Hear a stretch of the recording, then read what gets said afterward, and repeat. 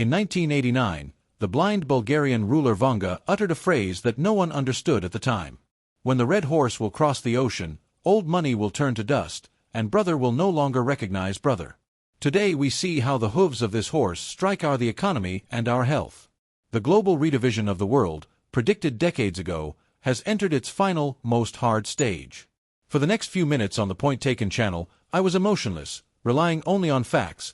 I'll tell you first what the red horse in Vanga really means and why a geopolitical storm will destroy the savings of those who give in to panic.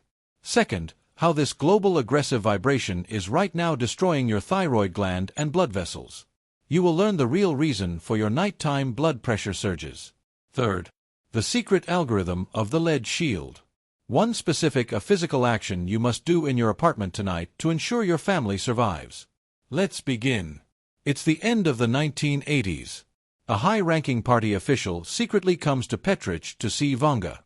He brings Vanga, offers expensive gifts, and asks about the country's future, whether it's worth saving gold, and what to expect in the new century. Vanga refuses to accept the gifts.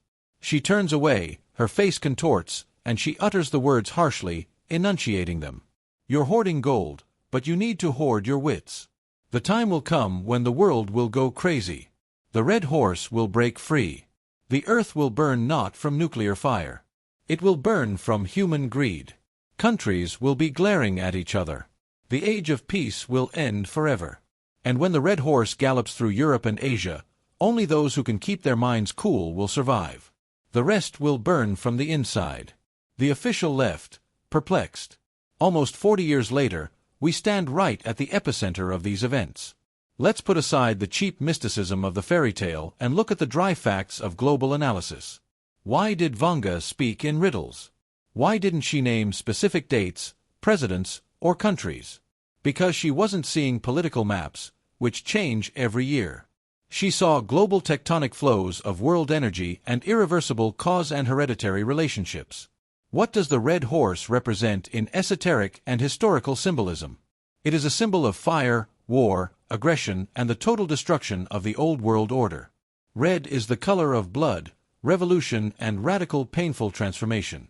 Look at the world board today, in the spring of 2026. We are at a point of absolute no return. The old economic unions, what seemed unshakable, is crumbling before our eyes. Diplomacy has stopped working. The world has been divided into two aggressive, irreconcilable camps. Inflation is running wild, supply chains are breaking down. Energy and basic food prices are hitting historic highs. Vanga said, old money will turn to dust. And we see how the global financial system, built on the dollar, is developing critical cracks. It's going a battle for resources, a battle for the survival of entire states. The red horse is not a mythical beast. It is an era of severe crisis, into which we have already entered with both feet. And this process is irreversible. The world as you knew it. For the last 30 years, the stable, well-fed, and predictable world has ceased to exist. You are watching the news on watching TV. It seems like politicians are arguing or missiles are flying somewhere far away. No, it's the domino effect. Every geopolitical blow in the Middle East, Asia, or Europe is a direct physical blow to your wallet, your pension, the prices at your local pharmacy, and your grandchildren's future. The system is already cracking. You will ask a completely logical question. What should I do with this geopolitics? I'm an ordinary pensioner. I can't stop a global crisis or influence presidential decisions. You're absolutely right.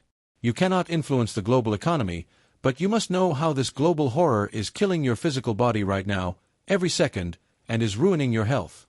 Answer yourself honestly. Many of you have been complaining about strange, frightening symptoms in recent months. Symptoms. You wake up at 3 a.m. with a suffocating anxiety that seems to have no cause. You have tachycardia. Your heart beats as if you ran a cross-country race. Suddenly, out of nowhere, your blood pressure jumps to critical levels. Your hands are shaking, your ears are ringing, and you feel a total, debilitating, leaden apathy. You go to the clinic, you take dozens of tests. The doctors look at the results, shrug their shoulders, and say the usual phrase, age-related changes, worry less, take a sedative. They're lying or just don't know the laws. Biophysics and quantum psychology. In sociology and neurobiology, there is a long-proven and scientifically substantiated concept: collective unconscious. When millions of people on planet Earth simultaneously experience animal fear, panic, aggression, and uncertainty about the future of wars and economic crises in the Earth's atmosphere is being formed a gigantic, dense electromagnetic field of low, destructive frequencies. This is the very vibration of the red horse. Vibration of fear. You, people of the older generation, women over 55 years old, possess the most delicate, most sensitive, and most worn-out neural system. Your natural empathy, your maternal instinct, and your heavy life experience makes you the perfect, reliable antenna. You pick up this world's horror right out of the air, even if you turned off the TV, even if you deleted all the news point-taken channels on your phone and don't read the news from the world markets. You go out into the street, you go to the store, you ride the bus, you stand in line at the checkout, and you do all your biofields absorb this poison of panic spilled in the air. How does your physical body react to this invisible, yet absolutely real threat? Your reptilian brain, ancient the structure responsible exclusively for biological survival, constantly scans the space. It senses this global stress hanging in the air and instantly sends a command to the adrenal glands. Warning, mortal danger all around. Fight or suffer. Your blood is constantly being pumped with toxic doses of cortisol and adrenaline in the background. But you're not running anywhere, you're not fighting anyone, you're just sitting in your apartment on the couch. This unspent, a powerful chemical cocktail of stress hormones begins to literally burn you from the inside. Cortisol mercilessly destroys endothelium, the inner lining of your blood vessels, making them fragile and brittle. Cortisol leaches calcium from your bones, causing rapid osteoporosis. Cortisol completely blocks your immune system, opening the floodgates to any infections, viruses, and autoimmune diseases. You don't die from some mythical old age. You die from what you've physically gone through. Your nervous system to the global panic of this collapsing world. You voluntarily plugged your brain into a socket that broadcasts death and destruction. And if you don't pull that cord today, tomorrow your body will simply have no reserves left for survival. What do the vast majority of women of Soviet origin do in this critical situation? Instead of building a wall and protecting your own psyche, you commit the most fatal, the most terrible bioenergetic mistake. You begin to maniacally save others, plunging your entire mouth into this hell even deeper. Think back to your conversations in recent weeks. You call your adult children, you call them 3 at a time. Times a day. You ask in a trembling voice, "Son, honey, have you seen the news? What will happen to us now? What if food prices double again? What if will your loans be frozen? What if you lose your job? Withdraw all your money immediately and buy buckwheat. Pasta, stock up before it's too late. Stop, shut up immediately." From a bioenergetics perspective and neurophysiology, you are right now committing crimes against your own kind with your own hands. Your children are working. They are at the very epicenter of this economic storm. They have young minds. They are struggling to survive, to hold on to their businesses or jobs, to pay off their unaffordable mortgages in the midst of this global crisis. They need a foothold, they need a reliable concrete rear, and instead of becoming this calm point of support, you become for them a source of radioactive, destructive panic. You call them and unleash your uncontrollable, animal fear on them. You break through their protective biofield with your lamentations. When a mother conveys to her adult child the horror of the future, the child's reptilian brain receives a clear signal. The elders in the pack are panicking. The guardian of the clan has given up. That means we are doomed. There is no way out. Your son or daughter physically gives up after your call. They lose concentration. They start making fatal mistakes at work. Their financial flow is completely blocked because the energy of fear and poverty is absolutely incompatible with the energy of creation and money. You yourself, with your calls from the best maternal motives, drag your family to the bottom of this crisis. Vanga sternly warned her students, when there's a storm raging in the world, a mother shouldn't be screaming, rushing around, and running around the house. A mother should light a candle, sit up straight, and become a stone wall. Children huddle against the calm, warm wall and find salvation there. From the screaming, maddened, even dogs run away from their mothers. It's time to remain this impenetrable stone wall. You have no choice anymore. The old world is crumbling.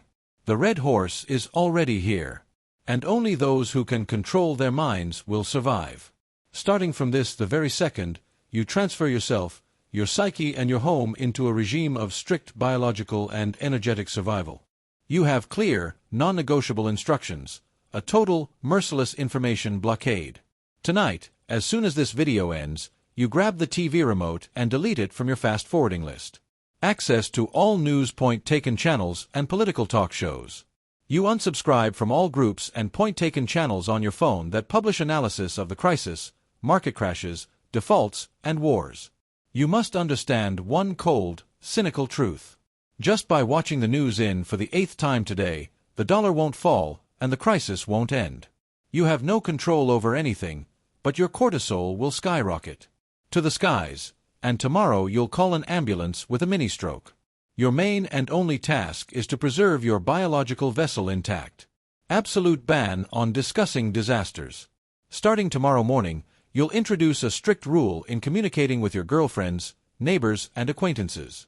As soon as the neighbor at the entrance or an old friend on the phone starts wailing, "Oh, Masha, what's going on in the world? Have you heard how scary everything is? Prices are rising, the end is coming soon." You interrupt her abruptly, coldly, and confidently. You say a phrase that brooks no argument. "I don't discuss the trouble. I protect it. Your health and your family. We need to think about how to live on, not how to die. Goodbye." You cut off an energy vampire who is trying to infect you with his panic. Don't be afraid to appear rude. Be afraid get a heart attack from someone else's fear. Changing the rhetoric with children. When you call your children, you forget forever questions about the crisis. You don't discuss politics and prices. You become their lifeline.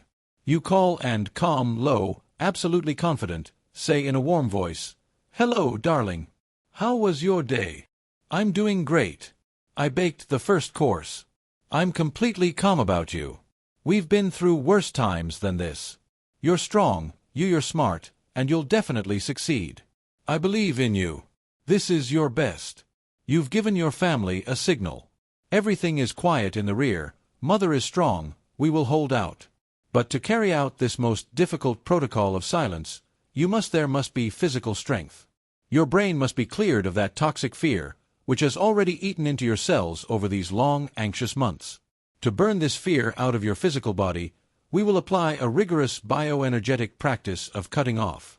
One specific physical action you will take this evening, standing in front of an open window or sink, this action will instantly reset the level of cortisol in your blood and return you to absolute sobriety of mind.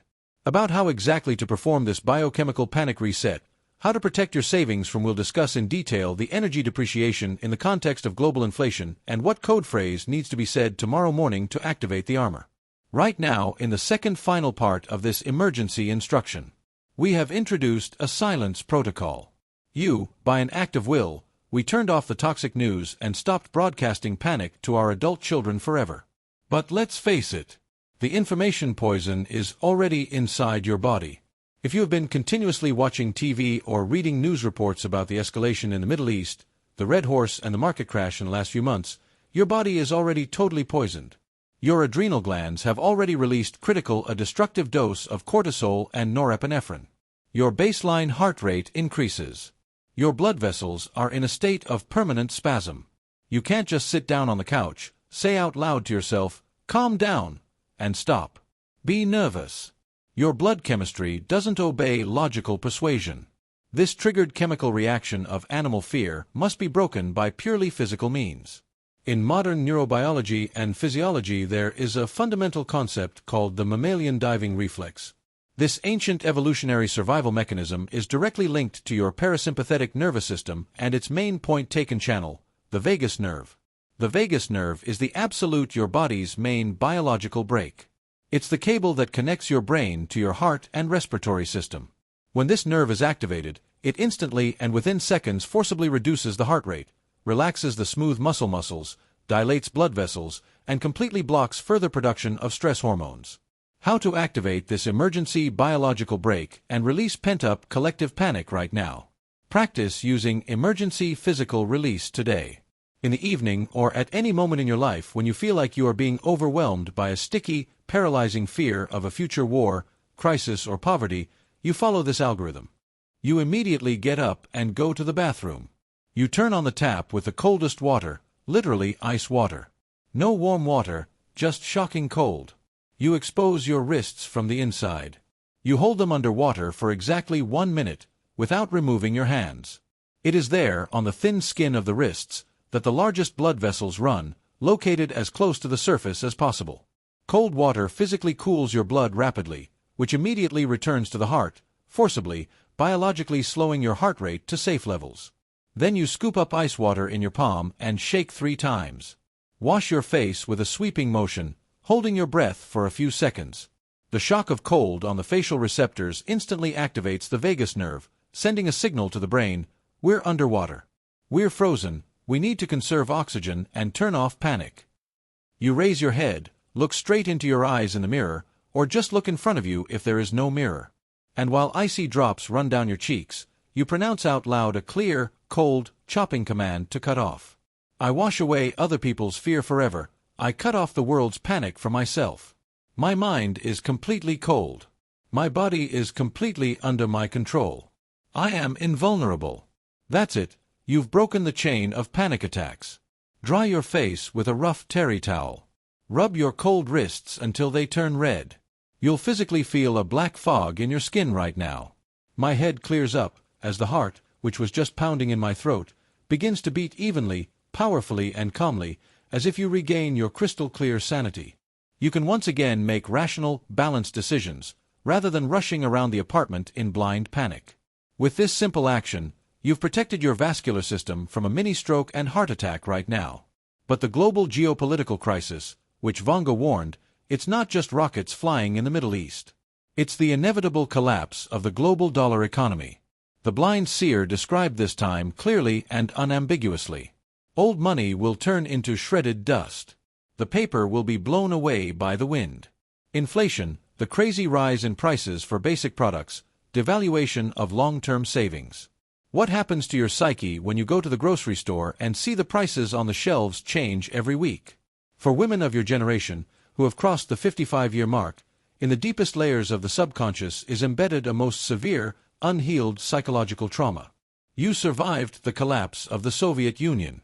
You survived completely empty store shelves, coupons for soap and sugar. You lived through the 1998 default and the loss of all your savings in savings accounts in one day. You know genetically what it's like. A real, soul-crushing hunger and a mother's animal fear of what to feed her children tomorrow morning. And today, in the spring of 2026, when the global economy, basic, is bursting at the seams due to wars, sanctions, and political madness, your brain helpfully pulls out this old one, an unprocessed trauma from the darkest archives of memory. You begin to have a silent panic attack. What do? You run to the wholesale warehouses to buy buckwheat, salt, matches, and sacks of canned goods. You withdraw the last kopecks from your bank accounts. You tremble over every paper bill in your wallet, denying oneself even cheap medicines and normal food. Stop, take a deep breath, and look the brutal truth straight in the eye. You are not 30 years old anymore. The physical body no longer has that colossal reserve of biological resilience that you had in the 90s. If you now plunge yourself into this hopeless, the destructive animal fear of total poverty, your worn-out body simply won't withstand this load. You won't die from hunger in an empty apartment. You will die of a massive heart attack against the backdrop of ongoing financial panic. From the point of view of the laws of quantum physics and the bioenergetics of money, your sticky fear is working against you right now. Survival. Money is uncut paper. Paper is just a carrier. Money itself is a powerful energy, the equivalent of life force. When you look at your wallet with undisguised horror, when you stand at the checkout and when you mentally cry over price tags, you charge your remaining money with the dead energy of scarcity, destruction, and death. You are continuously sending a low-frequency signal to the universe. We are dying, we have nothing, we are scared. And the bioenergetic system of the world always answers you in a mirror. Since you are dying, since you are broadcasting death, we'll take everything you have. You don't need it anymore. You're accelerating your own poverty tenfold with your thoughts. In times of global crises, it's not those who fret over every penny and hide gold under their mattresses who survive. Only those who are capable of maintain a cold, steely mind and transform animal fear into sober mathematical calculation. Practice application of the iron law of the cold wallet. You are obliged to immediately surgically sever the connection between global inflation and your personal nervous system. You have 3 indisputable rules: survival, informational and financial detox. You stop manically checking stock market reports, exchange rates, and economists' forecasts. You have absolutely no influence on these macroeconomic processes. The fact that you learn that the dollar has risen by another 10 rubles, you won't gain a single kopeck. You'll only burn through your last remaining energy servicing the panic. Absolute order. Carrier. You bring perfect surgical order to your physical wallet and documents. You immediately throw away all old store receipts, expired discount cards, papers with shopping lists, and other energetic garbage. Any crisis naturally abhors chaos. Energy during a storm, money is attracted only to places where there is a rigid structure, cleanliness, and respect for the resource. Payment protocol. Every time you open your wallet at the store to pay for the more expensive bread, milk, or vital medicines, you, guardians, forbid yourselves to sigh. You forbid yourself from groaning, rolling your eyes, and complaining to the cashier or your neighbors in turn about the hard life and high prices. You hand over your money with complete calm, with your back straight. And to yourself, clearly articulating every thought in your head, pronounce the formula for financial armor. Mine will never be from me, will go away. I gratefully pay for my life and the life of my family. This energy returns to me threefold from new sources. My home is a full cup in any, even the darkest times. That's it. You've recoded the destructive process. You haven't lost money because of the damned crisis. You invested it in your physical survival. Your brain is completely calm. You've preserved your nerves, which means you've preserved your health, which would have cost hundreds of thousands in medication in the future. Rubles. You've cheated the system. The world we live in has finally and irrevocably entered a zone of the most severe geopolitical turbulence. Take off your rose-colored glasses. This won't end tomorrow morning. It won't end in a month. After yet another round of negotiations. The Great Purge. The red horse that Vanga warned about will take years. Old rotten systems are collapsing, old economic unions are burning out, humanity is taking a survival test. You can't stop this storm coming at you with your own hands. But you can, and you owe it to your ancestors and your children to build an impenetrable energy bunker for yourself and your families. Vanga often repeated, when fire falls from heaven to earth, only the one who has a fire raised over his head will be saved. An invisible but strong dome of pure thoughts. Evil is absolutely blind. It only strikes at those doors that smell of human fear. Your main one, the only and sacred task for the coming years of the storm is to become the uncompromising guardian of this dome. For this, you need a clear algorithm. Actions that you will perform every single morning without a single absence, day off, or excuse for bad things. Well-being. This is your fundamental mental hygiene. It's as essential for survival as brushing your teeth or drinking water. Here's how to apply it. Morning armor algorithm. Every morning, right after you wake up, you get out of bed and wash your face with cold water. You don't go to the kitchen to turn on the morning political shows on TV. You don't pick up your phone to check your news feed. You walk over to the largest window in your apartment. You stand up straight. You square your shoulders as wide as you can. You lift your chin. You look at the sky. And it doesn't matter at all whether the clear spring sun is shining there or heavy leaden clouds are hanging. You look through them.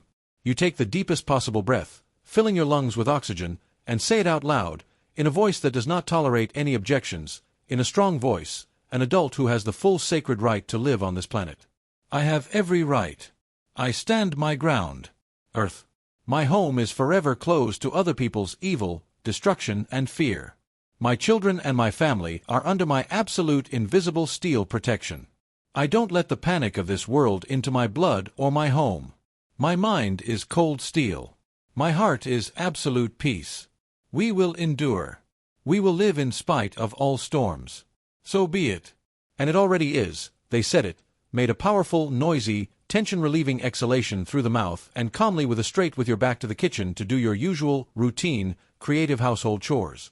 That's it, you've set reinforced concrete block. You have erected an impenetrable energetic and psychological wall around your home. You have given your brain, you're a clear, unambiguous command to your children's immune system and biofield for absolute survival in the face of a global catastrophe. While millions of others are running around in panic, buying unnecessary goods, burning out your last nerve cells in front of TV screens, destroying your families with scandals and dying from heart attacks, you will maintain a cold, calculating mind. You will save your family. You will become that very heavy, reliable anchor that will keep your entire mouth afloat in this perfect storm. Here are the cold facts. Here are clear survival instructions. Period. In these minutes, we've thoroughly analyzed the physiological mechanism of global panic. We've physically shut off your cortisol release, stopped your financial hysteria, and erected morning armor over your house. There's not a drop of cheap mysticism or magic in this knowledge. These are the fundamental laws of biophysics, neurobiology of the brain, and rules for tough survival during global crises, which were encrypted in the messages in Vanga. If a wave is rising inside you right now, protest, denial, or